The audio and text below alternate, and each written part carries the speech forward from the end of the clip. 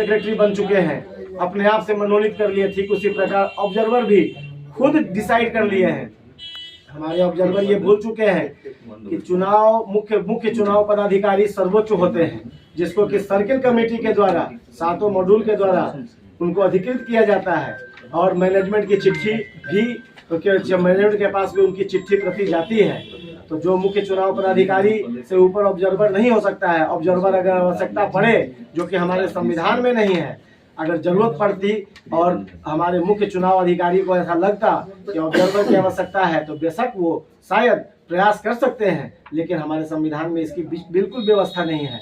और मुख्य चुनाव पदाधिकारी सर्वोच्च है, और वो जो डिसीजन करेंगे हम सबों को मान्य है, और हम लोग उनके सहयोग में हैं। हम लोग उनकी बातों को मान करके जैसे जैसे जो निर्देश आ रहा है दोनों पक्षों के लिए, हम एक पक्ष के तरफ से प्रतिनिधित्व कर रहे हैं, और उस पक्ष के तरफ ऑर्डर है कि उन्होंने कहा कि आपको, उन्होंने, मेरे जज साहब ने, माननीय न्यायालय ने इस चीज को पढ़ा, हमारे संविधान को। उन्होंने कहा कि चूंकि ये आपका संविधानिक प्रक्रिया है, ये आपके एसोसिएशन के संविधान में डाला हुआ है कि यहाँ किसी बाहरी ऑब्जर्वर की आवश्यकता नहीं है, और चुनाव आप अपने सर्किल के लोगों से करा सकते हैं, और चुनाव हर 3 साल पर होना है, इसको रोका नहीं जा सकता है। माननीय न्यायालय के द्वारा चुनाव खारिज करने के आवेदन को खारिज कर दिया गया है।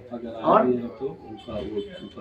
ये चुनाव कंडक्ट करवाया जा रहा है, और यह चुनाव का कार्यकाल, चूँकि पिछला जो हम लोगों का कमेटी बना था वो 1 जनवरी 2023 में बना था, तो इसका कार्यकाल 31 दिसंबर को चूँकि समाप्त होने जा रहा है, तो इसका चुनाव समय पे करवाना भी हम लोगों का दायित्व है, ताकि हमारे मेंबर्स को किसी भी समस्या का अपना जो लेकर के आते हैं उनके समाधान करने के लिए प्रॉपर यहाँ हमारे ऑफिस भी हो।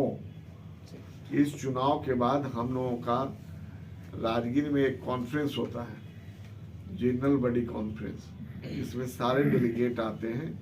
वहीं हम लोग चुनाव का रिजल्ट भी अनाउंस करते हैं, वहीं सारा ब्यौरा दिया जाता है, और जब जनरल बॉडी में पास हो जाता है तब इस चीज़ का खड़े एक्टिवेशन चालू हो जाता है, अकाउंट ऑपरेशन। ये वोटिंग का अधिकार यानी कि कौन कौन लोगों को है?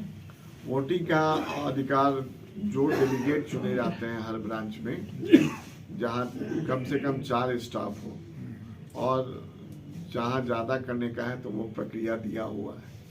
सेकंड डेलीगेट के लिए 32 स्टाफ का होना जरूरी है, उसके बाद 52 स्टाफ का होना जरूरी है, जहाँ 3 हो। तो ऐसा वहाँ प्रोविज़न किया हुआ, उसी के अनुसार हम लोग का होता है। और वोटिंग करने का एक्स ऑफिसियो जो अभी कमेटी में है 150 लोग, उन डेलीगेट के अलावा ये 150 लोग जो हैं अभी, उनको भी वोटिंग राइट होता है। सर 10 बजे से लेकर के 10 बजे से चालू होगा इलेक्शन का, 10 बजे से लेकर कितने बजे 5 तक? बजे तक। अपना इंट्रोडक्शन दे दीजिए। Raju Kumar Singh, Bhagal Kumar Singh, Raju Kumar Singh, Rajeev, general secretary State Bank of India staff association, Patna circle. चलिए।